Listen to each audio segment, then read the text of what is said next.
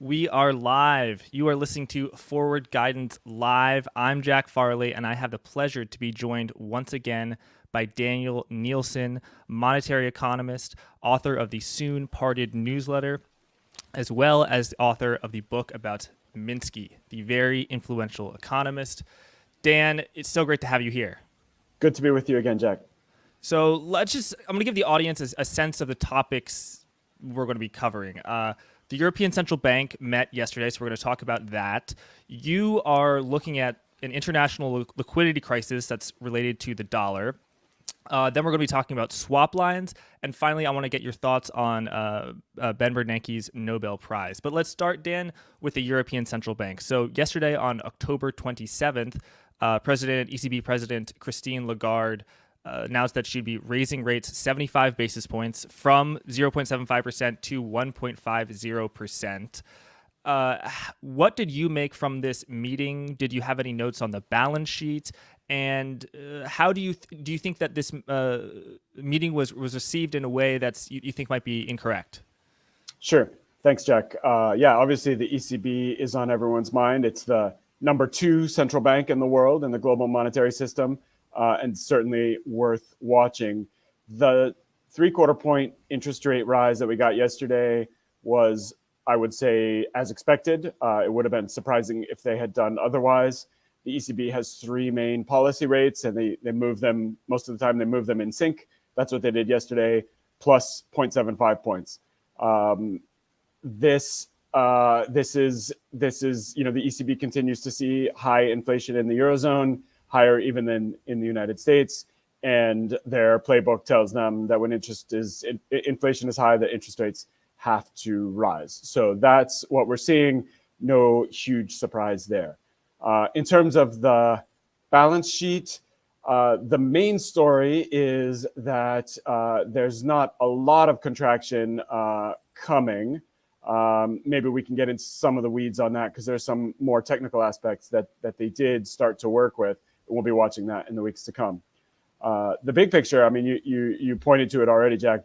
Is there some misinterpretation of what the ECB is doing? And this is something that I've been thinking about and have been writing about in advance of the decisions. I haven't incorporated all of yesterday's news into this yet, but I think the perspective stands. I think that there is a perspective out there that the global monetary system is flat. What I mean by that is that this idea is that each central bank is kind of free to make its own policy. The Fed does its thing based on US conditions. The ECB does its thing based on Eurozone conditions. Bank of Japan does its own thing based on what's happening in Japan.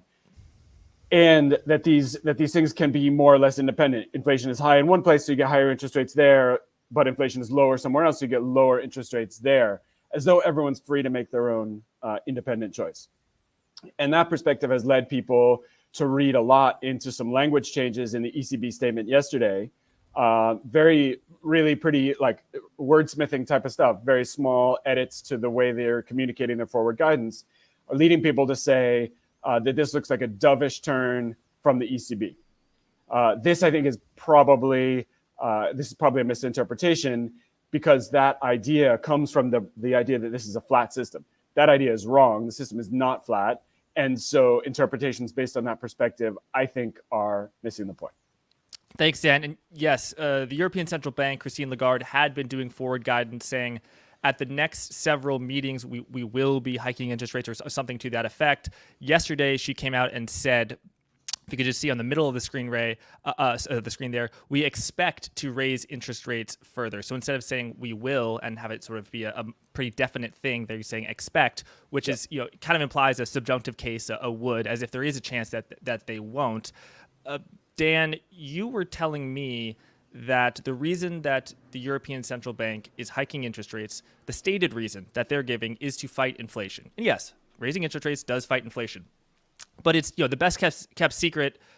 worst kept secret in economics is that the bulk of European inflation is due to the energy story. And the ECB can print money, can print euros, but it cannot print oil, cannot print natural gas. So if hiking interest rates is somewhat, very ineffective in fighting supply chain inflation on the energy side, Why is Christine Lagarde hiking interest rates so drastically? And I'll give you a hint. You were saying that the ECB is hiking by 75 basis points this week because something else is going to hike by a similar amount next week. Sure. Sure. Well, the opposite, this idea that, that the system is flat and that everybody can do their own thing is, as I said, I think wrong, and or at least mostly wrong.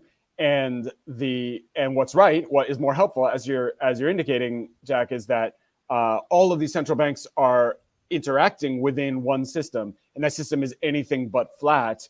The ECB is the number 2 central bank in the world, and that means it's ahead of all the other central banks in the world except the Fed. And the Fed is meeting next week. Widely expected that the Fed will be hiking. The baseline of my view is that the Fed is going to hike. The ECB's got to hike too. So they can talk about monetary policy in a lot of different ways. And economics, the theory of economics, which dominates the way that central bankers talk about what they're doing, says that there's a relationship directly between inflation and interest rates. They talk that way, and they might even believe it sometimes. But what economic theory doesn't help us with very much, but what a lot of market participants would say is kind of obvious, is that there's a close relationship between short-term interest rates in the different regional or national monetary systems, and the dollar is the one that sets the tune for everybody else. So the ECB maybe can get a little bit of leeway, but they're not really free to just look around and see what Eurozone inflation looks like and raise or not raise.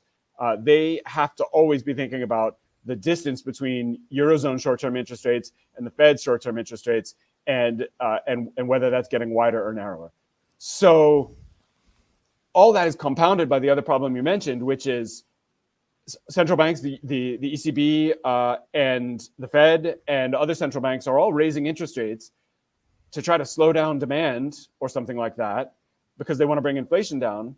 But as you said, inflation is coming from a pretty limited number of spots. The energy crisis right now being one of the big ones. Supply chain disruptions still a factor, maybe a little bit less than 6 months ago or a year ago, but that's still happening. These things are not necessarily going to be affected by interest rate rises. So I think we're headed for a messy time where policymakers are pushing certain buttons, but those buttons are not directly connected to the thing that they're trying to fix. So it could get messy while the effects of tighter policy flow through the economic system. So in other words, the European Central Bank is just doing the best it can to keep up. If it doesn't hike interest rates, the dollar will strengthen further against the euro. The euro will weaken further. It's like, so you're in the college system. You're a very accomplished academic, and academia. It's a competitive world. And like if you're a grad student getting your PhD, every hour that you're not reading, you're competing against someone who is reading. And every hour that the ECB has its rates below the Fed, that's another hour where Europeans say, hey, I'm actually going to deposit my money in the American financial system and generate 3%. Instead of getting 0.75%. So exactly. Christine Lagarde said, hey, we gotta fight, and we're going to go to 1.50%. Now I want to pick open a chart. Actually, before we get into that chart, Dan, you had a fantastic quote from your article called Dear Dollar on your soon parted newsletter, which I recommend everyone check out. I'll read from it now.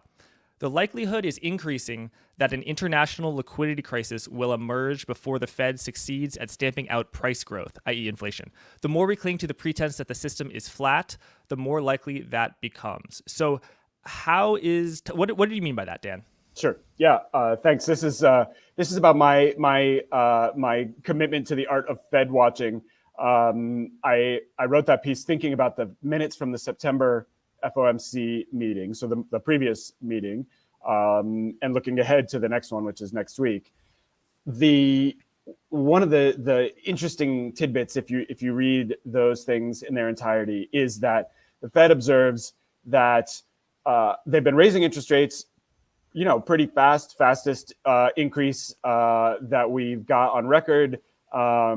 Certainly a huge change from the last 15 years. And so far, the response in the U.S. economic system, U.S. GDP, U.S. prices, has been minimal. They say, A couple of highly interest-sensitive sectors have responded. You can think about housing, for example, where mortgage rates key off of a lot of the activity keys off of the ability of purchasers to borrow.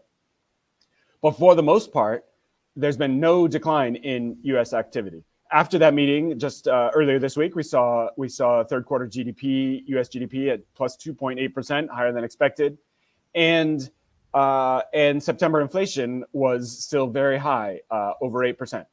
So what does this say? The Fed has been tightening, and is not really having an effect on U.S. economic activity. They're acting on a theory that says that when you raise interest rates, that should bring down demand, and that should bring down GDP, and it should bring down prices with it. And that's what they're trying to do. That's what the minutes say that they're trying to do. If you read the whole thing, what you also see is that there's almost no mention of international financial conditions, and where those international financial conditions are mentioned, it doesn't say anything about the dollar, about the US dollar as the central clearing, trading currency for the entire global economic, trade, and financial system. That function of the dollar is not mentioned. But everyone who knows markets, and everyone at a central bank that's not the Fed, and frankly, probably everyone in the FOMC meeting, all know that in fact, it's dollar monetary policy that drives world monetary policy. And so any US rate decision has a big effect everywhere else. My suspicion is that they know that perfectly well, but because of the laws, the acts of Congress that create the Fed and create their jobs, they're not really in a position to discuss that in the minutes of the Fed. It's not something they can just go out and say. They must know that that's what's happening. The end result of all this is that the Fed is tightening financial conditions. The biggest effect that we're seeing of that is around the world, in Japan, in the UK, in Korea, in Europe in certain ways, in Switzerland. We're seeing that, and all of that is at least in part driven by the Fed's making overnight funding in dollars more expensive. That's pushing up pressure in the system everywhere. But if the Fed is only looking for a result, an outcome of this policy in U.S. productive activity, then I think there's quite a high risk and an increasing risk that something is going to break in some other place, and we don't quite know where yet, but we get some indications, other than the U.S., before the Fed sees the result that it wants to see in U.S. activity. So I think we already saw a crisis in UK sovereign debt. We could see other kinds of liquidity crises like that bubble up, smaller and larger. Obviously, the UK crisis was fairly big, but not at a global scale, right? It wasn't enough to destabilize the global financial system. So the Fed doesn't really have to respond to that. I think we're going to see increasing tension, and it looks to me very much like financial pressures are rising all around the world faster than U.S. activity is responding to higher interest rates. So that leads me to the quote that you read, Jack, which is, I think a liquidity event, a financial event outside of the U.S. is starting to seem more likely, and frankly, looks like it will be coming sooner than U.S. activity drops off. And that, I think, is a worrying thought. So the Federal Reserve's actions act with a long and variable lag on the U.S. economy, which has been slow. It's interesting. The Fed says only a couple interest rate sensitive, but it's like housing and autos are a pretty big part of the U.S. economy. Yeah. But they've been much quicker on deteriorating international financial conditions. So let's put up this chart. This is of very short-term interest rates by different central banks. The dark red is the federal funds rate, so the U.S. Green is Korea. Yellow is the Bank of Japan rate, which is still at zero. Still I think mildly negative. The orange is the Bank of England GBP, British pound rate, and you'll note that the British pound and the South Korean central bank, they had a little bit of a head start earlier this year. However, the Federal Reserve has rapidly caught up, and now the Federal Reserve has the highest rates pretty much in town when it comes to developed markets. Obviously, emerging markets like Brazil have in the teen rates, double-digit interest rates, and so this is a chart that a lot of some folks watching this might have seen, but Dan, what I love about your work, you took these charts and added a little detail, which is you looked at Bank of Japan, Bank of Korea, Bank of England, and the European Central Bank, and compared them to the dollar. So this is how much lower are these rates relative to the Fed funds rate. So just tell us, what is the significance of here, where now the Japanese rates are 3% lower than what the Fed is doing? What are the knock-on effects of that? And to the extent that it causes a strong dollar, what are the knock-on effects of that? Sure. Yeah, I love this chart, and readers of my blog will know that I spend a lot of time thinking in charts, and you've chosen two here that I really like because they're really revealing about how this works. The chart that we had up just a second ago that's the flat system, right? That says that every central bank gets to choose its own interest rate, and we measure them each as independent numbers. And the perspective that I bring to this says, no, actually, this is a structured system. The dollar is the best money, so you pay a price, an abstract kind of price. If you're offering less interest than the dollar, then your currency is going to suffer one way or the other. So that's what this graph measures. How much, as you said, how much lower than the dollar are these other places? And I chose four places that are on my mind recently, but you could extend the analysis. You could think about any official rate in this way. So what it says is that the dollar has hiked faster and more than anyone else. So all of these spreads are currently negative. And what that means is that if you have a choice between holding your overnight money in dollars on the one hand, and let's say euros on the other hand, that every time the Fed hikes, then you're going to move some money. You're going to move some money from euros into dollars to take advantage of those higher rates. Not everybody can take advantage of that. Not everybody's in a position to choose between dollars or euros, but enough people are that represents a pretty sizable flow.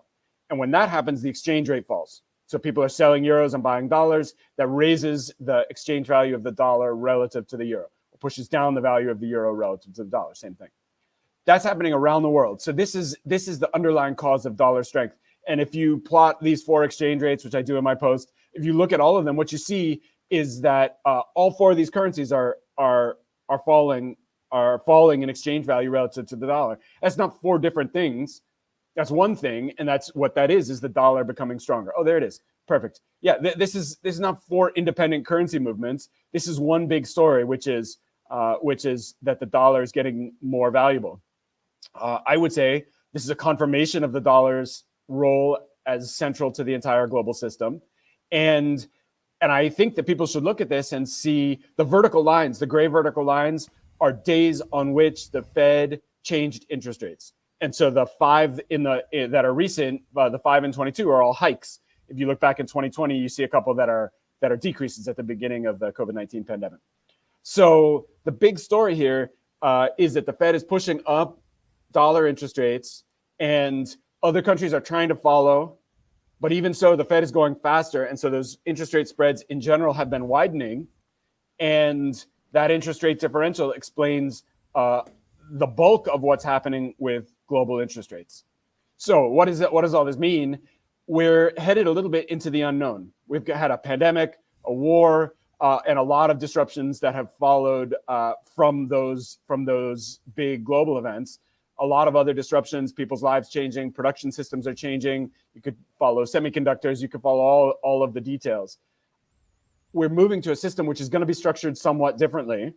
It seems to me that the evidence says that the dollar is still calling the shots for everybody else. The dollar is confirmed at the center, and everybody else has to think of themselves in relationship to the dollar. And the prices of goods are really still continuing to change pretty fast. That's going to be a slower process, obviously, than monetary policy. So maybe inflation has peaked, maybe not. It'll still be some months before we have a better sense of that. In this new world, stuff is more expensive, and the dollars is now becoming more expensive. And we'll have to see how all that plays out. But each step that makes dollar funding more expensive, that puts an added burden on anyone who's borrowed in dollars, and anyone who's borrowed in other currencies are affected by these other interest rates. and global trade is being squeezed by changing prices in the dollar. So all of this is in an effort to clamp down on demand, is squeezing financial conditions everywhere, and in my view, that builds up stress. Although it's a little hard to say exactly where the stress is going to blow up into something bigger that we can see. Any guesses on what would blow up first? I don't think that I have guesses that are much better than anyone else's, but here's what I watch. We've seen the UK gilts crisis, and people have read that in terms of UK pension funds and liability-driven investment. I'm not an expert on that. I know enough to sort of think it through. I think that's right. That is what drove it. But also the effect of tighter financial conditions are that any system like UK pension funds that had a little bit of instability in it or a little bit of illiquidity built into it is getting squeezed more and more. We're not going to necessarily know in advance which one pops. Afterwards, we can look back and say, oh, yeah, I see what they were doing. They were using derivatives in a certain way, and that left them vulnerable to these changes in interest rates. So it could be UK pension funds again, right? It could be that a big move in the exchange rate really strongly affects some big import-exporting country, right? So it's easy to see, Turkey has been in a difficult situation. They have a lot of their trade is big relative to their financial flows. So the changing price of the dollar could suddenly show up there. Korea and Japan have both. Japan has been actively intervening in its exchange rate. You saw the shape of the curve on that graph we had. The yen has been falling relative to the dollar, like everything has. The Bank of Japan was intervening. Bank of Korea, there was a lot of speculation that they would intervene. So it could show up in exchange rates, an exchange rate crisis where some major currency collapses in value, and that just becomes a very complex stress on their economic system. Sometimes a falling exchange rate can benefit some parties in the country.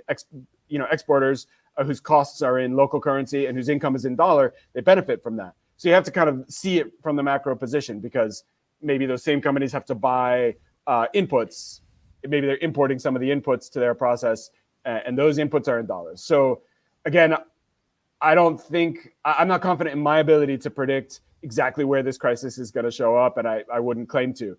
What I can do is, once we start to see where the tension is, then we can fit it into an understanding of the global system. And I think that's helpful. Obviously, everyone's trying to predict the future. And I think this is, we can get some ideas by thinking about it this way. But in the end, there's going to be a little bit of guesswork. Dan, are there any historical parallels that stand out to you? I'm just rereading one of my favorite books, like the Central Bankers Who Broke the World. And the Federal Reserve in the late 1920s, like 1926, 1927, I think, had interest rates that were, at the time, quite low, about 4%.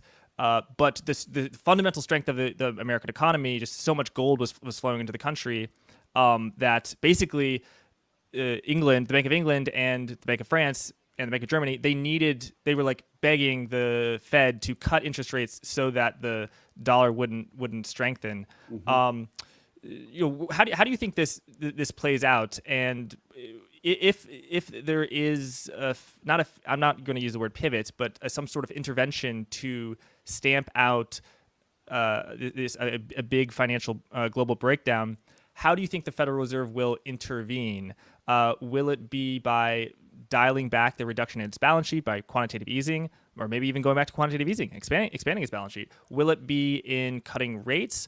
Or will it be in swap lines, which, Dan, I feel like I and a lot of generally, people who read the Wall Street Journal, we don't know what swap lines are. So you've done some great work on how the U.S. Fed is already extending swap lines to the Swiss National Bank. And by the way, the swap lines were integral to sort of rescuing the financial system in March of 2020. Yeah. So I know I threw it a lot at you, but take it where you want to. I got it. Yeah. I think the question really is about how might the structure of the system at a whole, at the very highest level, how might that be affected by events to come? And the way you're framing the question, I completely agree with, right? Because actually, if you watch the system, most of the systemic change happens on a handful of days that we could count out, like one day per decade, something gigantic happens, and that is when most of the action is. It's a these 3 or 4 or 5 sigma events, if you want to look at it that way. So first of all, the Fed knows that, and they're trying to think ahead. They're trying not to have those days ever happen. That is a simple way to understand the Fed's relationship to the global monetary system. But they do happen, and when it does, that's when we get a whole new structure for how everything fits together. So what could we anticipate? Well, if things break down in the U.S. financial system, that's what we saw in 2008, for example. In 2020, it basically didn't happen. The Fed intervened so fast that there was some instability, but we didn't see big institutional failures in the same way that we did in 2008. The Fed has lots of channels for intervening, and you would expect that interest rate rises would stop. Maybe interest rates would come back down. You would expect some expansion of the balance sheet. However, I want to say clearly that I think that's not the likely scenario over the next little bit, because the Fed has just got done adding a huge amount of liquidity, and most of that has gone into the U.S. financial system and even into U.S. household balance sheets. So there's actually a lot of financial resilience still there in the U.S. financial system, which is an ambiguous signal, because that's probably good in the sense if you're worried about U.S. financial stability, but probably bad if you say, well, that means that they're going to keep hiking more because the U.S. banks can take it. So you're going to see more of these consequences elsewhere that we were talking about. So I think U.S. financial instability is not on the cards really right now. Okay, yeah. Thanks for explaining that. But when it comes to foreign instability, can you explain what right now do you think is the greatest cause of instability? We talked about rates. Federal Reserve rates are higher than Bank of England rates, for example. But there's also quantitative tightening reducing its balance sheet. And if I recall, the taper tantrum in 2014, the Federal Reserve interest rates were still at 0, and it's not like they stopped selling bonds or even letting them roll off. All they did is stop expanding their balance sheet and have it hold flat, and that caused many emerging market currencies, I think Indonesia, to sort of melt down. So how do you compare, which is bigger, I guess, the impact of quantitative tightening versus interest rates? I know there are a lot of smart people who have differing opinions on this. Sure. They go hand in hand. And some days it's one, and some days it's the other. I think so. If we think about the balance sheet, right, the Fed, the main thing that happened during the quantitative easing period from 2020 until pretty recently, until earlier this year, is that the Fed was a big buyer in treasury markets, also mortgages, but let's stick with treasuries for the moment, because treasuries are one of the paths to the global economic system. So again, the Fed was focused on U.S. economic conditions, and that was how it rationalized this process of buying treasuries. But everyone knows that the treasuries are also treasury securities, U.S. treasury securities, U.S. sovereign debt is money for foreign reserve accounts, official reserve accounts of central banks and governments around the world. So the Fed is thinking about quantitative easing in light of its U.S. conditions, but it has a big effect elsewhere. Now, in the last, really, it's only gotten started in the last couple of months, let's say since September, the Fed is now a net seller, let's say, in the treasury market. It's not quite selling, it's allowing securities to run off. Yeah. But so now the Fed's involvement in the treasury market has reversed. So this could disrupt the global market for U.S. sovereign debt, and the Treasury and the Fed and a lot of smart investors are worried about the stability of that market. For example, the taper tantrum. For example, also at the beginning of the pandemic, there were some issues. There were some issues in liquidity in the treasury market, and that could be serious, because if you can't buy and sell U.S. sovereign debt when you need to, then there's no better asset for a lot of participants in the financial system. If you can't buy and sell when you need to, then that's a major illiquidity at the very core of the system. Now, since the end of the global financial crisis, the Fed has established a couple of different mechanisms to get liquidity out to other central banks in an emergency, because it's always had to do it on an ad hoc basis in the past. For example, in 2008, it was making up the rules as it went along. So they've tried to set down some rules now so that at the next crisis they don't have to make it up. And we got two things: the Fed can lend repo to other central banks, can lend dollars through repo markets to other central banks, and for the top tier of central banks, there's about 5 of them: ECB, Bank of Japan, Canada, Swiss National Bank. They can use these swap lines, which maybe we can come to now. The swap lines are a way that the Fed can get dollars out internationally into the global financial system extremely quickly. This is not driving events right now, but the thing is, at the beginning of 2020, $300 billion went out the door in 10 days when those swap lines were turned on. So it can happen fast, and this is something we need to be aware of. Thanks, Dan. I want to ask you about swap lines, and I also want to ask you just about like the feedback loop between treasuries, because everyone's talking about how it's not just the Fed that's dumping treasuries. Again, not selling, they're just letting them rolling off. Everyone's dumping treasuries, commercial banks, foreign central banks and stuff. But first, I just wanted to announce that today's video is sponsored by Cuppy's Event-Driven Monitor, or KEDM, that tracks event-driven opportunities in the stock market, frequently referred to as special situations. It's a product for high net worth individuals and hedge funds, and it's a research partner of Forward Guidance, and Forward Guidance is running a special where folks can get $1,000 off if they use the code and link. So if you want to check that out, all the links are in the description. Dan, now let's just get back to business. Let's get into the swap lines, because Dan, okay, interest rates. I feel like some people get interest rates. Balance sheet, quantitative easing. Balance sheet goes up. Quantitative tightening, it goes down. Taper is when it's flat. Okay, we get that. But then, this whole swap line thing, I feel like that is really impenetrable. To whom are the Fed, when they extend liquidity, what exactly are they doing? It is a loan. What is the duration of that loan? Is it collateralized? How's the Fed make sure that it's paid back? And is it successful at all in injecting liquidity? And if it is, why do you think that's the case? Sure. Yeah. The swap lines are first of all super important, and as you say, a little bit hard to get your head around. First of all, the FX swaps are a standard financial instrument, so we can get a little bit just by understanding what an FX swap is. It's a short-term loan in one currency secured by a deposit in another currency. It's a money market instrument, so it's a way of lending money. That's how you should think about it. There's a foreign exchange kind of aspect to it, but really it's about lending dollars for the most part, although you can do them in other currencies. With the central banks, we're always talking about dollars. So it's a short-term loan from where one party provides dollars, the other side gets dollars, and as collateral, they post a deposit in another currency. Loan of one currency secured by a deposit in another currency. Okay, that's an FX swap in general. Central banks can use these, and central banks have a particular advantage in the FX swap market. I apologize, Dan. It's a loan secured by another deposit? It's a loan secured by cash in another currency. So I lend you $100 and you put 105 euros on deposit with me. After a short period of time, you give me back my dollars and I give you back your euros.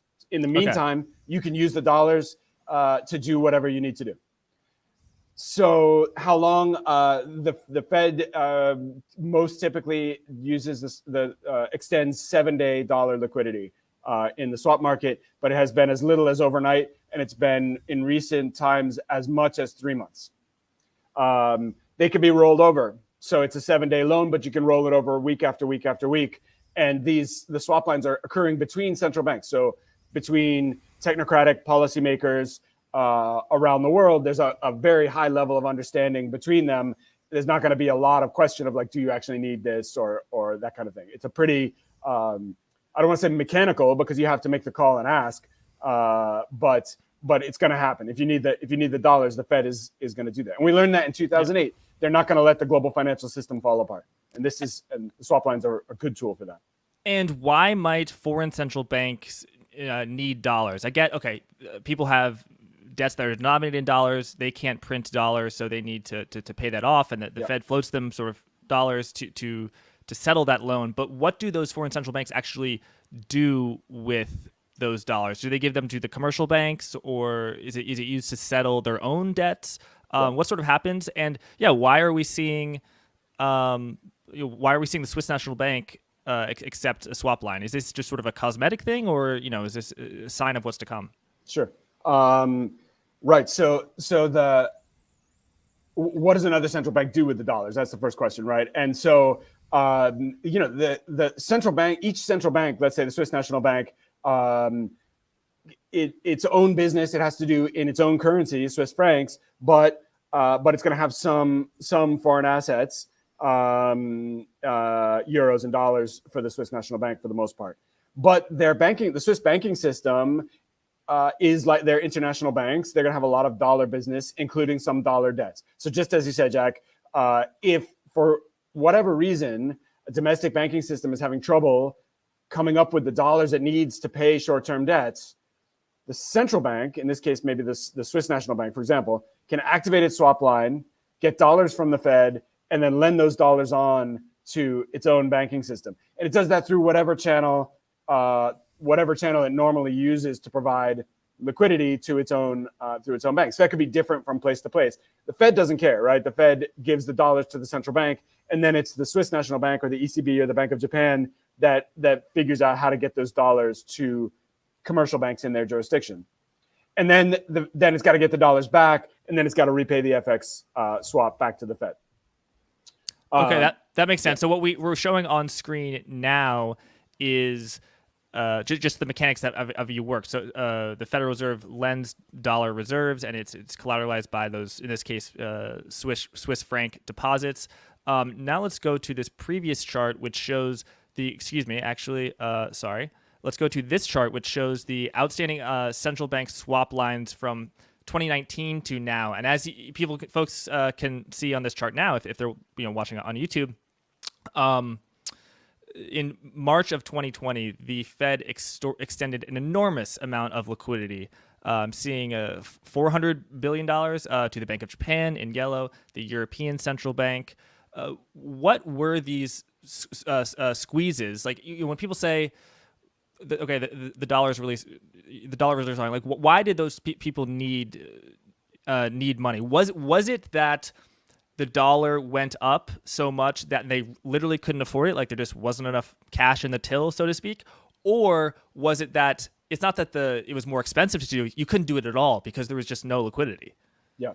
I think this was right. So just remember what this was like, right? March 2020, everybody experienced this in some way. If you're sitting in a financial institution or a central bank, then you experienced a particular kind of panic at that moment, as the whole financial system was trying to digest this very suddenly changed situation as the world started to come to terms with COVID-19. So the way that banks and central banks around the world respond to panic is, I need to get into cash.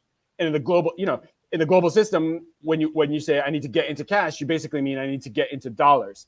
So everyone it was different everywhere, right? It depended on what you were doing in February of 2020, but all of a sudden you needed to exit that, pay off whatever you could, because it was just suddenly unclear where the world was headed, and things were day to day or even hour to hour at certain points. Everyone rushed into dollars. In part, the Fed was really proactive with this, right? It actually pushed the dollars out the door because it was still 2008 was still pretty fresh in their minds, and that was what they had done in 2008. Totally different circumstances, right? I mean, the 2008 crisis, mortgage crisis, Lehman Brothers, AIG. 2020 is a global pandemic. COVID-19. We know the story.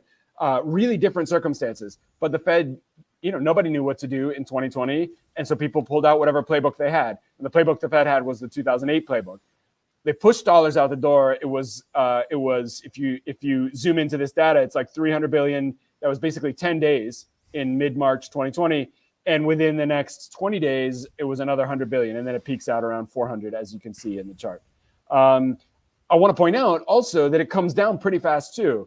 Not quite as fast as it went up, but it's within 6 months, almost all of that is repaid, and within a year, it's actually back down to zero. So this is a tool that you can turn on. The Fed can turn it on and get a huge amount of dollars into the system very, very fast. but then they try to get it turned off again pretty fast too, because you don't want the system running on the swap lines on an ongoing basis. And you can see from most of 2021 and most of 2022, we've had almost no activity in the swap lines, and nothing big.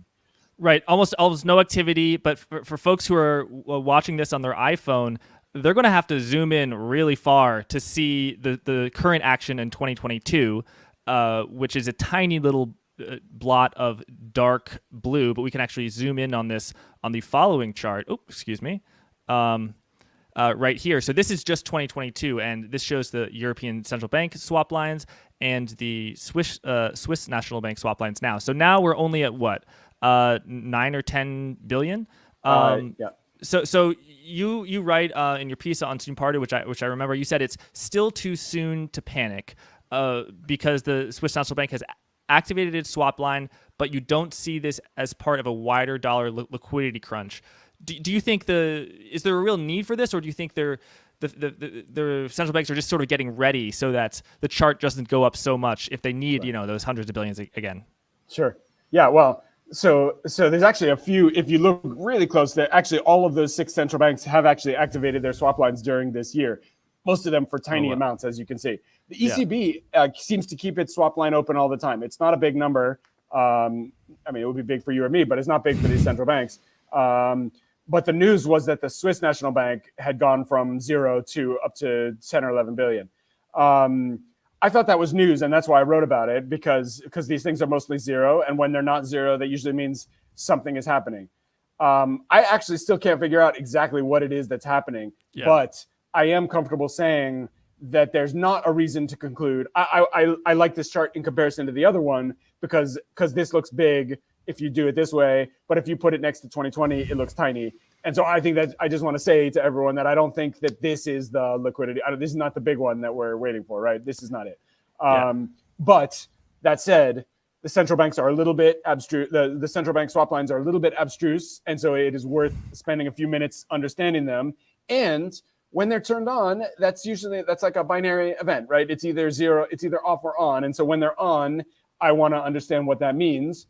And if we know that the Fed can get $300 billion out the door in 10 days. So that means if the door is open, then we just want to have that in the back of your mind. Is that going to happen? I would not bet on it right now. But when we think ahead to what a global financial event might look like, I would expect these swap lines to be activated. That is a very likely event, a likely feature of whatever the next global financial liquidity crisis is. So, whenever that happens, we're going to have to get into this in a lot more depth. I thought it was a nice opportunity when the pressure's off a little bit to take it out. And let's remember how this works, so that on the day when they really use it, we still have it fresh in our minds. So too soon to panic. This is interesting and worth understanding, but this is not the big crisis that will probably eventually come, but I couldn't say when. Thanks, Dan. So next week, the Federal Reserve will be having its meeting, and it is widely anticipated to hike by 75 basis points. Someone in the comments was saying 100 basis points. I think that is exceptionally small chance that will happen. There's a chance it could be 50, but it's most likely going to be 75%. I generally think that the interest rate futures markets are correct. They have a good sense of what's going on. And if they don't have a good sense of what's going on, Nick Timiraos, a legendary financial journalist from the Wall Street Journal, he will let the market know that the market is wrong. And by the way, I'm actually interviewing Nick Timiraos with Joseph Wang on Tuesday, so folks should stay tuned for that, as well as Joseph Wang and Jim Bianco on Wednesday, although that may air Thursday morning. So, Dan, we know they're going to hike 75 basis points. What do you expect? What are you going to be looking for that you think will be significant? Right. I think so. Agreed completely. There's no reason to think the consensus is wrong. 75 basis points is likely, and the Fed doesn't want to create surprises, so they're probably not going to create surprises. We saw GDP was high. We saw inflation was high. So we're going to get a big hike, 75 basis points. Is it going to be an extra large hike, 100 basis points? That would be a surprise. Seems unlikely. Yeah. What am I going to be watching for? The two big things. The first that we can see sooner will be if there's any change to thinking about the overnight repo facility. So big liability on the Fed's balance sheet. This was a way to get cash into the system. Banks' balance sheets were tapped out, so the Fed made a way for money market funds to hold Fed liabilities. And there's $2 trillion outstanding. This is overnight repo. The Fed rolls it over every single day, $2 trillion. They've said in different ways, they've said that they want to be out of that business, but the number really has continued to climb, not to fall. So I'm curious to know if there's going to be any technical adjustment to the overnight repo facility to start to steer that number back down, which I think is what they want. But they haven't had any luck getting it with what they've done so far. And Dan, sorry to interrupt. Maybe I'm getting, I'm unnecessarily clarifying, but what that system is essentially a deposit mechanism. I mean, the Fed doesn't call it that, but it is the Fed is supplying its collateral to financial institutions so that they can lend to the Fed. I mean, it's not that like the Fed needs money. I mean, it doesn't. Fed prints money, but and then they get a rate that is generally commensurate to the Fed funds rate. It's somewhere in between the lower bound and the upper bound. And if that breaks for the ceiling or the floor, that is very significant. Yes. So I actually think, Dan, that in that transaction where it's over $2 trillion, the Fed is doing repo, and the commercial, not the private markets, are doing reverse repo on the other side of the transaction. But the Fed very confusingly calls that the reverse repo facility, even though they are doing repo. And the thing that they launched out in 2019, where they're doing reverse repo and the market is doing repo, they call that the repo facility. So that's extremely confusing, and it literally took me like 3 years to understand that. They don't make it easy. You're exactly right. And you're also right to think of it as a deposit facility, which if we all called it that, it would be, I think we would all understand it a little bit better, because it's on the liability side of the Fed's balance sheet. And you think of that as a loan, but that steers you in the wrong direction, because if you're a bank, then you put your deposits on the liability side as well. And that feels different from a loan, but it still goes on the liability side. So the Fed's got reserve deposits, which we understand. It's also got this overnight repo facility, reverse repo facility on the liability side. But calling it a repo deposit facility makes it much clearer what it is. Money market funds have extra cash, and they can deposit it at the Fed in this overnight RRP facility. And because it's repo, the Fed posts treasury collateral with the depositors overnight. The Fed's got plenty of treasuries. Yes. So Dan, you're an economics professor, and when I was an economics student, and I first heard about, the Federal Reserve controls short-term interest rates, what I naturally thought the Federal Reserve did was basically, I'm the Fed, and Dan, you're a bank. You deposit money with me, and I give you back the rate. But then, once I learned, no, actually, what the Fed does, it's the Fed funds rate is the rate that banks lend to each other, and the Federal Reserve controls that by adjusting the level of reserves in the system. That market, the Fed funds market, is now a shadow of what it once was. I mean, Joseph Wang has called it, sort of a communist market, because there's, the lines just go up and down. It's very illiquid, because most banks do not use that market really anymore. I mean, they do, but it's like, a fifth or even a tenth of where the action is. All the action is in the reverse repo facility, and that reverse repo facility, which you more accurately called the repo deposit facility, that is like what I, in my macro 101 class thought the Fed was. It is banks deposited with the Fed. Exactly. And reserves are that too, but you're right that the reserve deposits still exist, but that's not where the key interest rates are being determined. The overnight repo facility should be a floor for interest rates. It should be hard to have interest rates which are lower than that, because why would you accept lower interest on your deposits when you could put them at the Fed for a higher rate? Right now, those financial conditions are a little bit broken. People are getting interest rates below the overnight repo facility rate, and I would expect that to change at the same time as broader financial conditions in the global dollar system change, because that's all one system. Okay, Dan. I'm going to do a very dangerous thing, which is talk about a chart that would be confusing if we had it and could show it on screen, but we can't even show it on screen. So the last time you appeared, I think in early September with Joseph Wang on this program, we showed an excellent chart of all the different overnight facilities, where I think the reverse repo facility is at the bottom and the repo facility is at the top. I think, and I'm because we're live, and I don't exactly understand why off the top. And then the sort of when right now interest rates are at 3% or 3.25%, but that's the target range, and the effective Fed funds rate is somewhere in between. When you say that rates are going below the reverse repo facility, and I'm just going to call it by what other people call it, Dan, you're right that it is a repo facility, but just for people who don't get confused, because it confused me for so long. Why are interest rates going below that, and to what degree is that a sign of illiquidity problems, or is it kind of a benign thing? Yeah. Yes, it's an interesting question. I have some thoughts, and I wish that I had a precise answer. But what it seems to be is that there's just a huge amount of dollars in the system, and the overnight repo facility has gotten big, but there's still money lying around, and it's going in various places. But people have so much cash. Money market funds and banks have so much cash that they still have to put it in a variety of places that where interest rates are still lower than what you would get from the Fed, which really should be the lowest. Nobody should accept lower, but there's just too much money, and the Fed can't take it all for various reasons, right? And so, like, I think that the plumbing is a little bit strained in that sense. But the strain is not like in 2008 was not enough dollars, and right now it's too many dollars is the problem that we have. So it has very different implications for financial stability. When there's not enough dollars, then we're close to breaking. When there's too many dollars, here in the U.S. financial system, right? That's a different kind of problem. You're accepting less interest than you want, but that doesn't. But that's not gonna explode, right? That's gonna. Right. We're just looking for better channels for the dollars. I would not consider that a problem. If you ask why are interest rates lower than this repo floor, again, the plumbing is really complicated. I would say, yeah, sure, because there are too many dollars, too many bank reserves in the system that are results of quantitative easing. Yes, that's going down because of quantitative tightening, but not fast enough. There's still, close to $3 trillion in the reverse repo facility.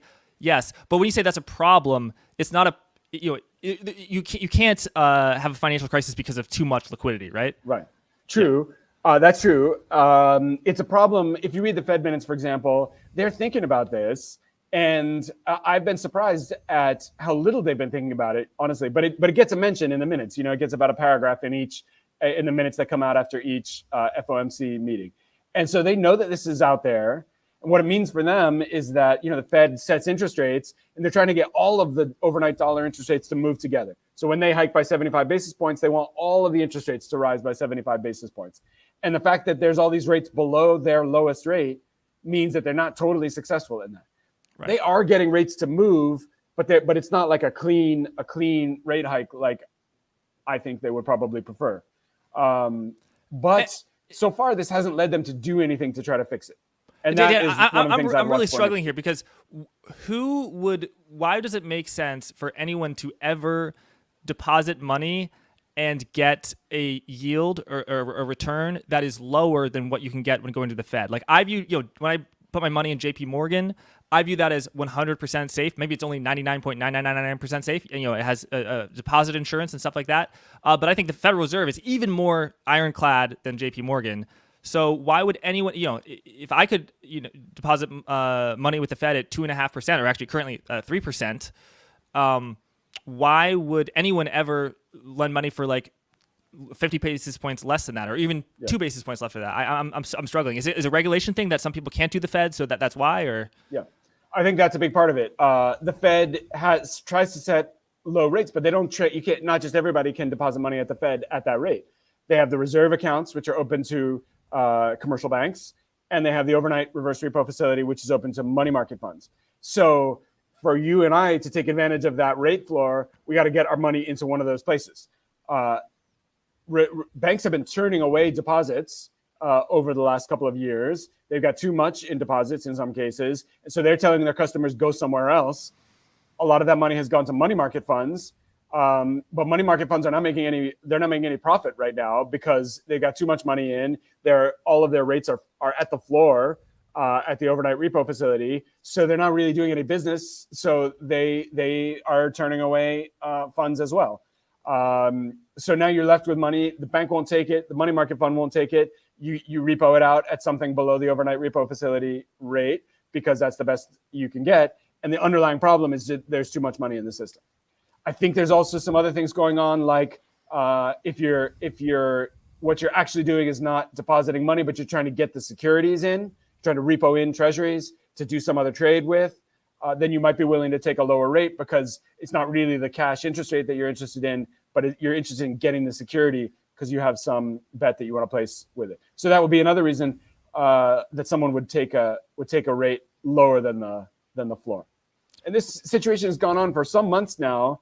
I think it's an inconvenience for the Fed. I don't think it's an immediate financial stability problem, but it lessens the grip that they've got on financial conditions. It's leaky, as I've said. I think that this situation will change when broader liquidity conditions change. That's why I'll be watching for this in the Fed minutes next week. Not in the minutes, but in the they put out a main statement and usually a couple other documents right after the meeting. And if something happens with the overnight repo facility, it'll show up there. I will look at that, and if there's any change on that, I think that might be an indication that we're going to see something different in the plumbing over the next few weeks. Maybe the Fed will choose instead just to wait and wait for things to get better. Right. Dan, I understand for the very smart people working at the Fed, like let's say there's someone working at the Fed and it was this person's job to make sure that the blue line didn't go below the red line. I understand that they're judged based on that, and they might not get a good performance review if the blue line goes below the red line. But in terms of like the actual economic system, I'm gonna just repeat what I said, and if I'm wrong, like definitely put me in my place. You're the professor, but what's the problem of too much money? Because I see problems of not enough money already in like the mortgage market, let's say particularly mortgage-backed securities, like the spread between mortgage-backed securities and treasuries has widened significantly. Perhaps that's the Federal Reserve goal. You're hearing rumors of asset-backed securities, deals not being able to get done. So there's illiquidity in certain parts of the market that need liquidity. There's just too much liquidity in the part of the market that doesn't need liquidity, right? Yeah, right. Yeah, exactly. The problem is, where is the liquidity? So I agree with you. I think you're not wrong. And the reason we should all be thinking about this is because the Fed is going to need a reason to stop hiking. They're going to hike until they have a good reason to stop, right? And that's going to be, best case, U.S. consumer price inflation or U.S.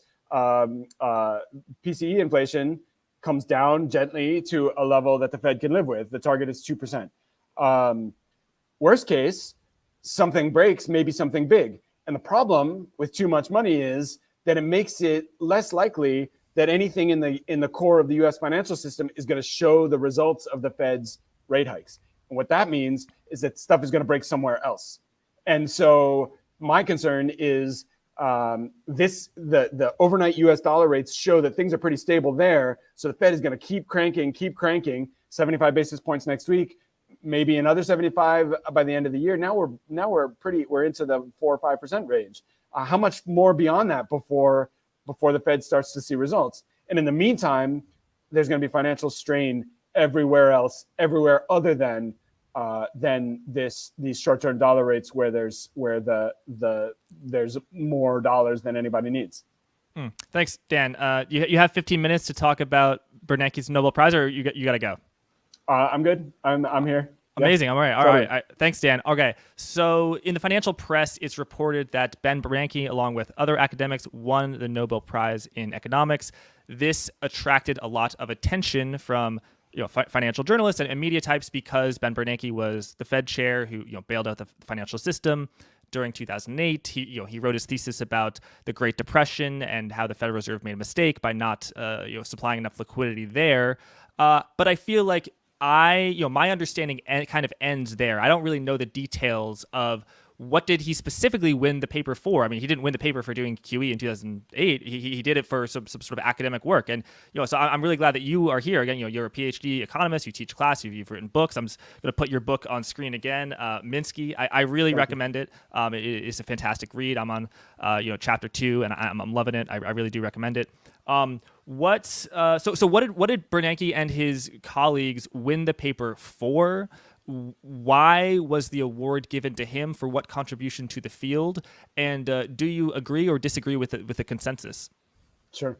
I disagree with the consensus. Let me start there. And I feel like most of the people who read my stuff are looking for that. And I'm not really making a secret of it. I don't want to be too mean to these folks who won the Nobel Prize for doing what they do. But let me give you the way that I think about it. Right. Nobel Prize in economics went to 3 people this year: Ben Bernanke, as you said, and also Douglas Diamond and Philip Dybvig. If you say to a monetary economist, Diamond Dybvig, you're talking about a specific contribution to the theory of monetary economics from the early 1980s. Bernanke we think of as Fed chair, and that's obviously correct, but also Bernanke at a similar time to Diamond and Dybvig in the same kind of intellectual world. They're kind of the 3 of them were working on similar issues at a similar time. Also put out a paper.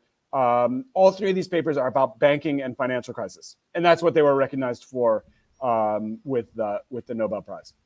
So what should we make of this? Well, I think the thing to say is that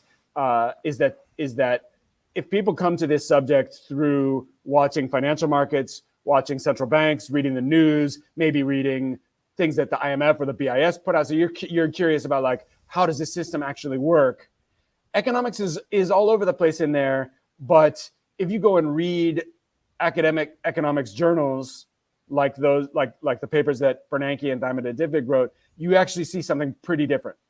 And I recognize that a lot of people, aren't close enough to the academic field to see that. I try to show it in certain ways because it actually does have an effect on the world. So for example, right, these theories of liquidity, banking, and these papers, both of the papers that were recognized with the Nobel Prize, are about liquidity in some way. Liquidity is an absolutely essential concept to finance, as everyone who's in the markets or even just watches the markets knows. Some days you want to sell something and nobody will buy it, and it doesn't matter what the price is because there's no buyers at any price. And that day is September 2008, or even 2020 had that character to it for different reasons. Those are the days that big financial events happen, and those are the days that really matter. The theories that were recognized with the Nobel, which I call the liquidity Nobel, because that's the thing that ties these 3 people together. Their theories bear almost no relationship to what we would understand as the basic mechanics of liquidity in financial markets, the way that central bankers think about it, and the way that financial market practitioners think about it. Which is right, and I think the practitioners are right in this. This is what I mean when I say liquidity, and I think that's the way we should talk about liquidity. In Bernanke's paper, liquidity is an aspect of financial assets that doesn't change, right? So you think about treasuries, they just are liquid in Bernanke's world. By definition, that is a characteristic of all treasury bills, that they are liquid. But in reality, we know that they're market makers, and there's a system which creates liquidity in that market, and some days it stops doing that. We were just talking about this, right? Some days the market breaks down, and there isn't any more liquidity, even in treasuries. So it's not a characteristic of treasury securities.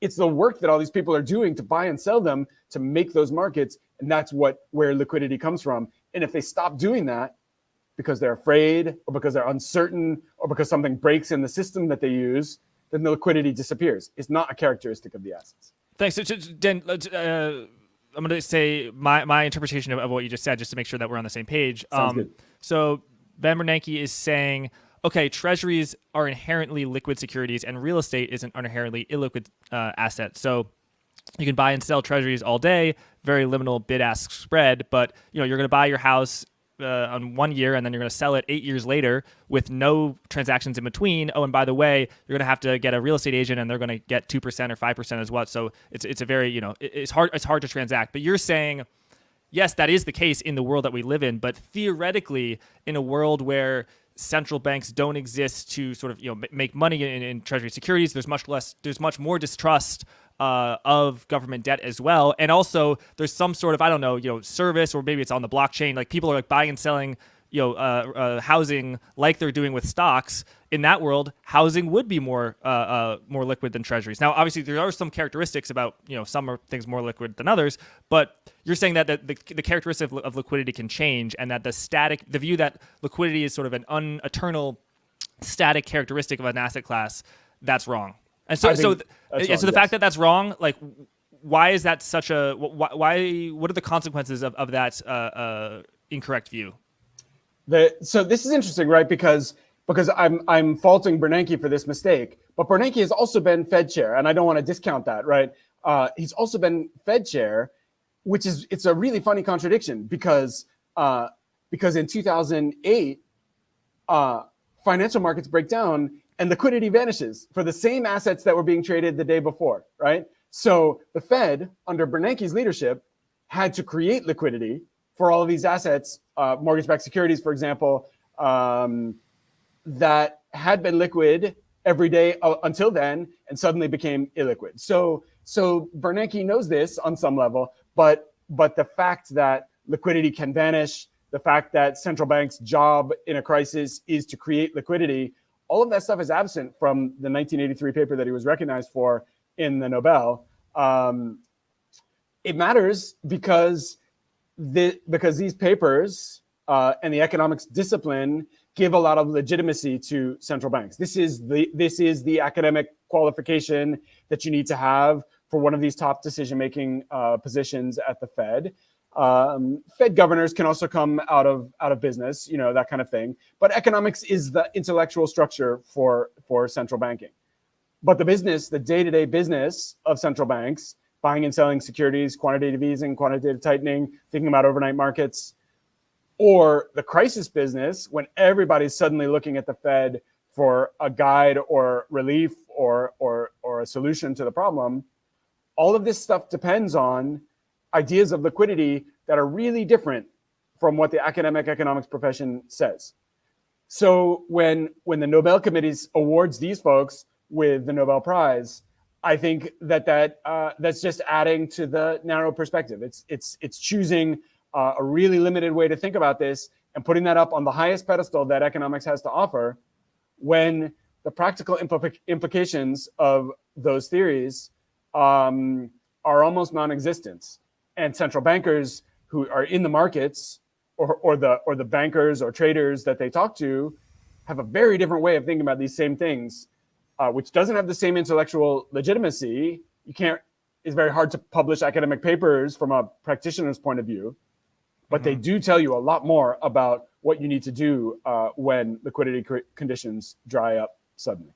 So look, congratulations to anyone who wins a Nobel Prize in any subject. Absolutely, it's a huge accomplishment. But in terms of like understanding what is happening on a day-to-day basis, the way I'm trying to do and the way your podcast tries to do, it's kind of a. I think they're off target. It doesn't really help. So I'm going to ask a question in two ways. What is a current phenomena, or over the past year or even past decade, that using Bernanke's incorrect framework, you would reach an incorrect conclusion, versus using your framework that you have, you would reach a different conclusion? Or another way to say it, I guess, is more actionable, is like, let's say if I was the chairman of the Federal Reserve, God forbid, and what's a mistake that I would make if I was following Bernanke's framework that I wouldn't make if I was following your framework? Sure. Well, like right now we're thinking about treasury markets, right? And so the Fed has gone out and surveyed all these treasury dealers, and they're thinking about pushing more people into central clearing counterparties, so changing the market structure for the way treasury securities are traded. But in Bernanke's paper, treasury securities are inherently liquid. So there's no way to think about market dysfunction or concentration of certain kinds or bumps on the yield curve. There's no way to think about any of those questions. And so that would lead you to think like there's nothing to do here, right? How could we want to make changes to the structure of the treasury market in the framework that's written down in that work. It doesn't have any effect on liquidity. There's no way for liquidity to be affected by that. Whereas market practitioners are saying, hey, we saw some big hiccups in 2019 and in 2020. We saw some big hiccups around 2008, kind of under older arrangements, but like we know that this market can blow up. And if that happens, that would be a huge deal for the entire global monetary system. So can we try not to let that happen? And the central bankers are working with them and trying to come up with proposals. And there's a lot of actual concern, but it happens without an intellectual, like there's not a theory that they can point to help them solve those problems, because the theory doesn't speak to those issues at all. Dan, is part of the reason why, like, let's just say there's a series of concentric circles of like the hierarchy of money, where like the Federal Reserve and the Treasury are the center of the circle, and then outside of that are commercial banks. Outside of that are corporations, individuals. Outside of that are foreign corporations, foreign central banks, and sort of a series of concentric circles. Oh, and by the way, and as you go outside, instead of treasuries, it's corporate bonds. Instead of corporate bonds, it's stocks. Instead, you know what I mean? It's farther and farther from like the center. Do you think it's because Bernanke's framework, a lot of the financial crises he saw, particularly in 2008, were from outside of the central? So it's these asset-backed commercial paper crap. It's collateralized debt obligations that are synthetic, or they're CDO squares. They're backed by all of this dubious paper, very outside of the circle. So he's like, oh, the outside of the circle needs liquidity, but the inside doesn't, because the inside is inherently liquid. Whereas now in 2019, September 2019, March 2020, and perhaps now, like the call is coming from inside the house. It's like the treasury markets and the government sovereign bond markets that are really seeing the big liquidity squeeze. Yeah, I think that's part of it. I think Bernanke probably did already learn the lesson around 2008, because this work is from the 1980s. So by the time he was Fed chair, I don't think he had the luxury to keep thinking that the world was as simple as he might have thought at the time he wrote the paper. So I suspect that he learned that during 2008, where there were big liquidity shortages that showed up, and they did eventually get all the way to the center through, as you said, through instruments that maybe were unfamiliar to central bankers. But then in the end, it was the securities dealers, the big Wall Street securities dealers that had problems, and the Fed had to create liquidity for them. So I think it would be hard for anyone at the Fed to not recognize that after that point. But what's weird, but sorry, weren't those securities? It was like toxic private label mortgage-backed securities. It was not treasuries. Correct me if I'm wrong. Like when I'm used to hearing a liquidity squeeze, almost always like it's the left tail, right? So when there's a liquidity trouble in stocks go down. Like stocks rarely like melt up, because I mean maybe they do on an intraday basis, but so I know that treasuries rallied, treasury bonds up, treasury bills up, yields down in 2007, 2008 as we went into this crisis. Right. So was there a liquidity problem in the treasuries themselves, in addition to all the sort of private label crap? Right. No, you're correct. In the end, it wasn't treasury. It was the opposite, actually. That everyone was trying to get out of other things and into treasuries. So the problem was that those securities that illiquidity showed up in those securities markets, not in the treasury market. Let me be clear that in 2008, the problem wasn't illiquidity in the treasury market. It was general illiquidity because of securities dealers' inability to make markets. So I think we could dig a long way into this. And so let me say, instead of doing that right now, let me say two things quick. One is that there are theories of liquidity that help you unpack exactly what happens. And 2008, now, we can write a pretty complete postmortem of 2008 and follow these liquidity issues all the way through. And I've done that in my short way, and I cite plenty of other people who've done it in their way as well. So it's not just me, right? But in my book Minksy, which you showed before, one thing that I do is read 2008 and follow these liquidity issues all the way through. And I think it's important that we do that. It's not going to happen again in exactly the same way, but it is going to happen again in some way. And the story doesn't change all that much. And two, there are a couple of people who are doing this the right way and give us theories. They're not going to win Nobel Prizes, but they give us theories that actually do help us understand. It's a simple way of thinking about liquidity that actually shows you how markets work, and they work in lots of different circumstances. And I find that super valuable. Minksy, subject of my book, really helpful way of thinking about how markets work and how central banks can intervene and what's happening during a crisis. And Kindleberger, who Minksy knew about, they worked together a little bit, and Kindleberger really had the global dollar perspective very clear. And so his work is great. And I'll trail Perry Merling's book, Money and Empire, on Kindleberger, which is out now, in some places, coming out in others. Check it out. But Perry talks about Kindleberger from a global dollar perspective. And so, look, these guys are not going to win Nobel Prizes because that's the way the economics profession works. But if your interest is in understanding the system, that would be a great place to start. And that's where I've started. I would echo all of those recommendations. You've worked closely with Perry Merling as well as Zoltan Posar in the back. I highly recommend your book. Perry's new book I've bought. I have not read it yet, but I really look forward to doing it. Dan, Minsky's core thesis, it relies a lot on inherent instability because of the business cycle, boom and bust. There's too much money, so people are too aggressive in their expansion plans, and then there's a contraction, and it all goes bust. They can't pay their debts. So that's inherent in the business cycle in capitalism is boom and bust. Central banks can play their part and have tried to sort of temper that volatility. So right now, there are, in general, like fewer recessions than there were in the 1870s and when there was no Federal Reserve, for example. Some people can say Fed has nothing to do with it. That's their opinion. How successful do you think there's a limit on how successful, because the Fed can't banish the business cycle. Do you think there's a limit on how effective they can be? And what were Minsky's thoughts on sort of central banks in that regard? Minsky said, as you're indicating, Jack, Minsky said, financial crisis is an inherent part of capitalism. He said, capitalism is essentially flawed, and the flaw is that it's unstable. So, but he also said, central banks can limit the fluctuations by providing liquidity in a crisis. And he also said that governments, like treasuries, can limit the real economic consequences of a financial crisis, for example, through unemployment insurance. But can they eliminate these cycles? Minsky said no, and he said no for a fundamental reason, which you're getting at, which is that when times are good in capitalism, money gets, people are willing to extend more and more credit, and it's harder for people to perceive the risks in that credit, the risk that they won't get paid back. And so they push it further and further.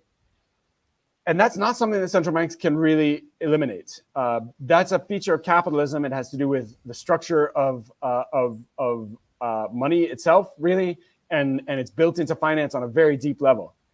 And so the conceptual twist to this is that the longer the stability goes on, the more you suspect that some kind of financial stress is building up somewhere in the system. And that's exactly the perspective I'm using right now. Minsky, I think, was essentially right, was basically right, but the details change. Times change.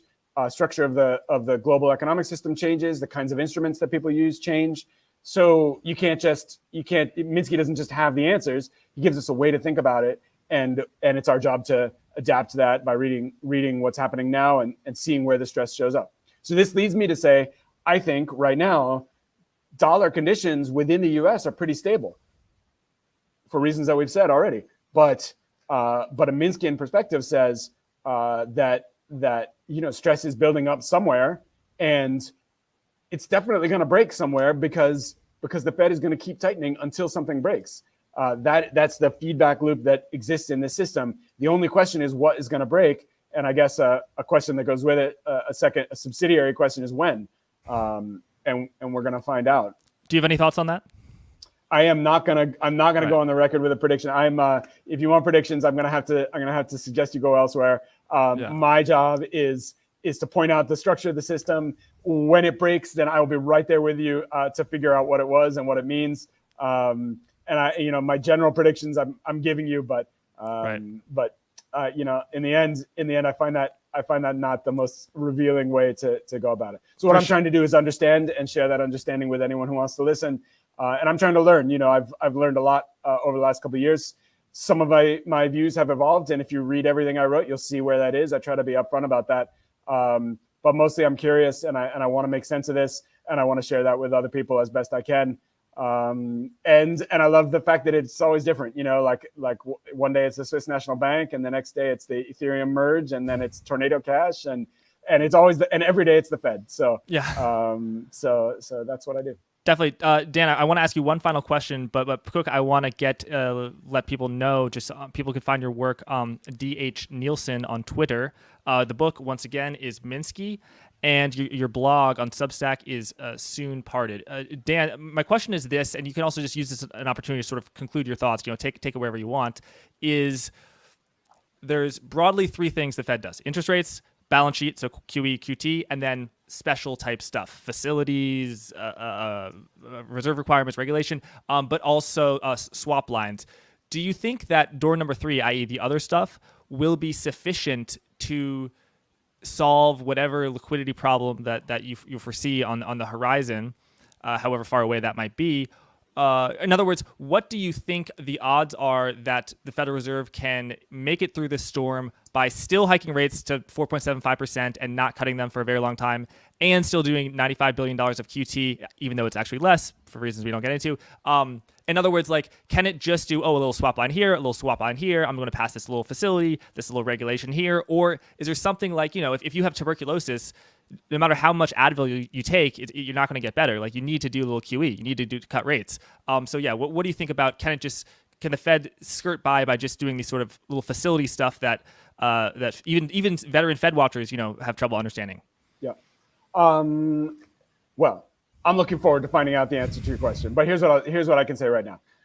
What I'm seeing and everything we've been talking about today leads me to say that I think the Fed probably has got what it needs for now to get through with the U.S. financial system. Banks, security dealers, even U.S. households are probably set for the time to come. The thing I'm watching, and a lot of people are watching this in our different ways, and so this is an ongoing conversation, is what's going to happen in the global system. Because we're moving to a new set of exchange rates where the dollar is more valuable, but at the same time, other things are breaking down.